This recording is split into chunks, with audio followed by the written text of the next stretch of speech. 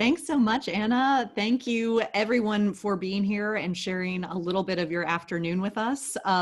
There's a lot of data that was gathered as part of this process, and I'm excited to kind of present some of the high-level takeaways we found. As Anna mentioned, I have the privilege of working with creative individuals and organizations all over the country, and including in Indiana, as part of the On-Ramp program, and then as part of various other initiatives with the Indiana Arts Commission. So it really is a pleasure to be with you here today. So what I thought we would do, just maybe for the next 20-ish minutes or so, is share the data. You've probably seen the one-page summary, so for some of you, a little bit of this may feel repetitive, but that's okay because there's a lot of data here. We'll touch on a couple of high-level demographics from the survey, highlight the 5 key takeaways that we found most compelling from the data, and then open it up for discussion. The main purpose of this is to share the data and then understand how we can use this data to best serve the individual artists across the state. And then at the end, we have some maybe ideas for next steps that you can take to carry you into the next week or so and come back and share some even more ideas. So to go through some of the demographics, the survey was completed by 1,405 individuals. Not everyone answered every question. For each question, we got between 900 and about 1,200 responses on average. And you'll see a couple of numbers highlighted throughout that show how many people responded. We did receive responses from all regions across the state, which is very important. The majority of responses, 54%, were from Region 7, 10% from Region 8, and 7% from Region 3. I also think it's noteworthy that in response to a separate question, about 44% of the respondents reported living and working in an urban setting. About 15% reported living and working in a rural setting, and then the balance reported living and working in a suburban setting. The discipline of those who responded was pretty varied. The largest percentage of responses came from visual artists, followed by musicians and theater or performance artists. There were a number of individuals that also shared that they were multidisciplinary, and then we had literary artists, dancers, film and media, and then several individuals that fell into other categories as well. I also think it's noteworthy that the vast majority of respondents, 78%, identified as white, Caucasian, or European American for purposes of race and ethnicity. Obviously, this was not a particularly diverse sample set. We had very small representation from the Black and African American community with 3% of total responses. Our Hispanic and Latinx community made up 5% of responses, and Asian Americans made up 7% of responses. So moving into kind of what we found with that data, the first kind of big picture takeaway, which is probably not a surprise, is that things are tough for the creative community right now. 79% of responses, that's 956 individuals, reported being negatively impacted by COVID-19. And this came up in a couple of different ways. 733 people reported a significant loss of income because of cancellations, and another 294 reported lost income because of the general economic downturn, which I think is noteworthy as well. Despite that, one of the other big takeaways was that creative individuals really want to work. The number one need reported by this population was living expenses. 702 people ranked this as the most important need they have right now. The next category of needs were for healthcare, internet access, and supplies and equipment. Knowing that living expenses is the most prominent need shared by this group of individuals, we also asked what meaningful support would look like. And I found it really interesting that the top 2 responses overwhelmingly was number 1 for paid opportunities. This could be contract work or projects or commissions or gigs, however an individual might define that. They're looking for paid opportunities. And they're looking for guidance on best practices for what re-engaging and reopening looks like within the communities. Those were by far the top two responses in answer to the question, what does meaningful support look like to you? The next sort of bunch of responses in answer to this question was support for audience research and marketing support. Do those they serve still have an interest in consuming art right now? How do you reach those you serve? Artists also reported needing funding for living expenses and wanting resources for information about state and federal support. Although I will draw your attention to the fact that this item was lower on the list than the desire for opportunities for paid work. Artists also reported an interest in having project support funding, which some people may define differently from being paid work, and some people might have sort of lumped all of those things together. When we think about what it looks like to enact meaningful support, again, taking some of this data and thinking about what it looks like to turn it into action, I thought it was interesting to note that overall, creative individuals in Indiana earn over 80% of their income from 4 major sources. And the top 2 are nonprofit arts and cultural organizations and individuals. Those 2 areas are followed by for-profit creative industry businesses. So maybe this is a for-profit venue that has live music, for example, and then educational institutions. This is probably not surprising to many of you because you are so engaged with the arts. But if we think about the desire for individual artists to have paid opportunities for work, and we examine the existing channels for those paid opportunities, it's interesting to think about enacting meaningful solutions that might take advantage of these existing channels. I think prioritizing paid opportunities and guidance through these channels could be one of the most effective way to support individual creatives.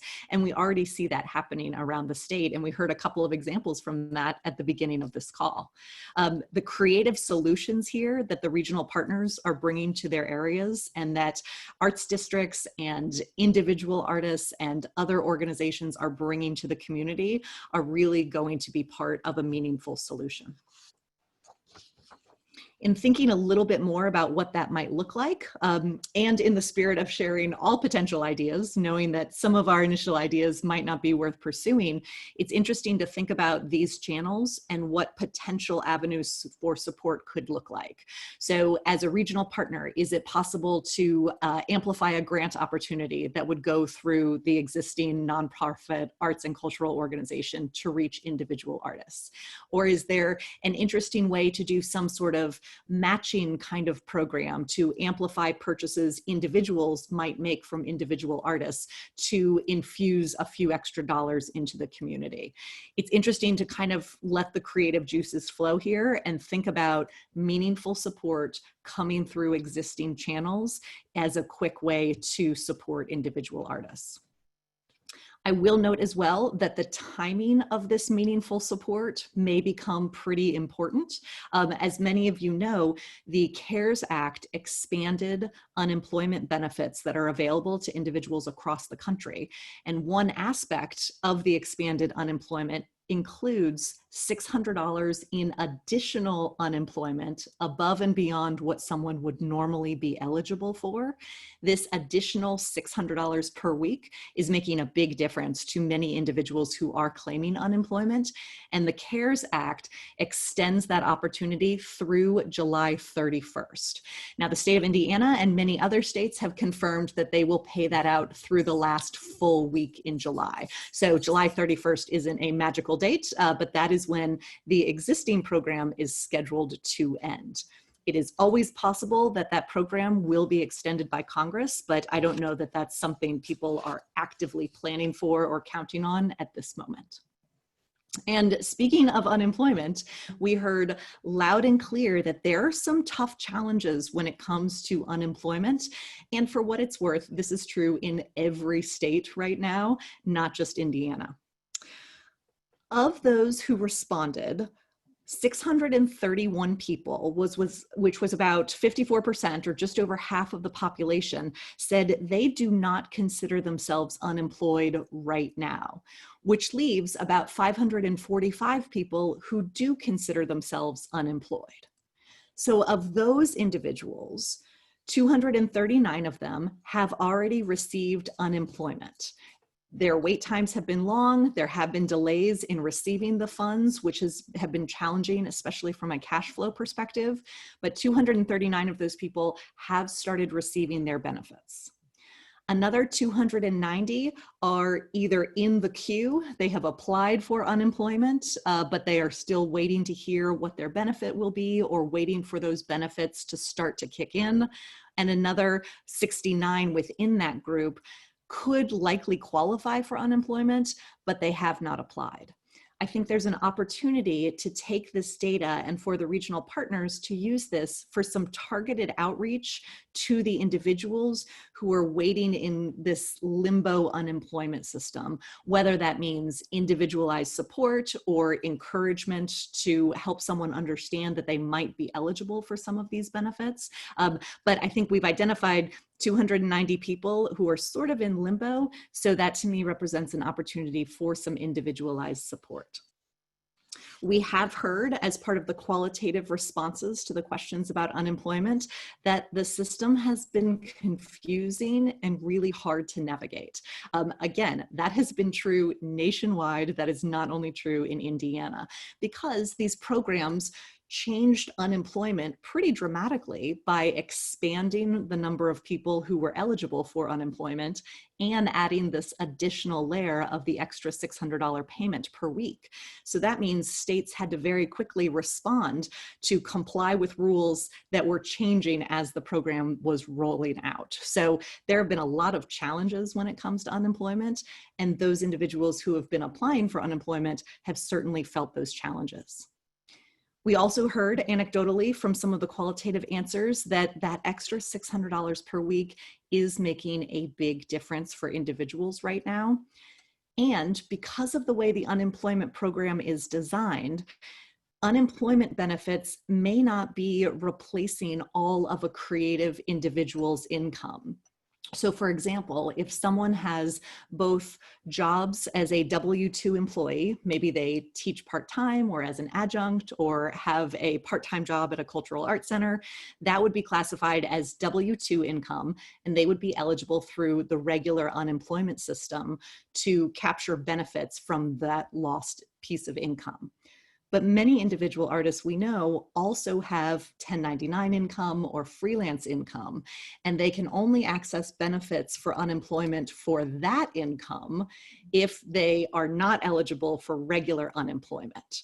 So what's happening is going through the system means many individual artists are capturing unemployment for a portion of their earnings, but not all of their earnings. So unemployment isn't necessarily capturing all the lost income they may be experiencing right now. We do know that some individuals have said that they don't need support right now. Remember, about 54% of the respondents did not consider themselves unemployed. So we wanted to know why, what's going on, how are they still okay? About 41% of them are still working. It's noteworthy that their hours may have been reduced or their sales might be lower than normal, but not low enough for them to feel like they need help yet. About 23% reported having family support, and another 8% reported that they are retired, so they are not necessarily in need of support right now. But that still leaves about 320 individuals, 28% or so, who are doing okay right now because of emergency grants, maybe some part-time work, maybe using their savings, and those resources may be dwindling. Survey responses to this were collected quite a few weeks ago. And so as people continue to use their savings, we know that those saving balances will continue to dwindle. Data from Americans for the Arts, for example, asked individuals how much they had in savings before the COVID pandemic and then how much they have now. And originally, there were about 27 people who reported having no savings. And now, at this moment in time, that number has jumped up to about 54%. So we know that individuals are using their savings. And it's worth noting that even if there are individuals who aren't needing support right now, they might need support in the very near future. Despite all of that, everyone believes that art is still part of the solution. The creative individuals want to be part of the solution. Artists see the arts as a community benefit, as a unifier, as a force for positivity and social change, and there are opportunities they want to engage in for connecting communities, supporting human expression, sources of positivity and joy. All of these, I think, reflect the resilient nature of artists and the arts in general. It's also worthwhile noting that the impact of this is going to be long. I think that is not surprising to anyone who is here as part of this conversation, but that came up in several responses that individuals shared. They are being affected by general economic conditions, the need for childcare, questions about how schools will operate in the fall, et cetera, right? We are looking at a relatively long-ish time horizon until things fully sort of recover. And I think it's important for the regional arts partners and for the individual artists to continue to remain focused on this and continue to advocate for support for artists until things do get back to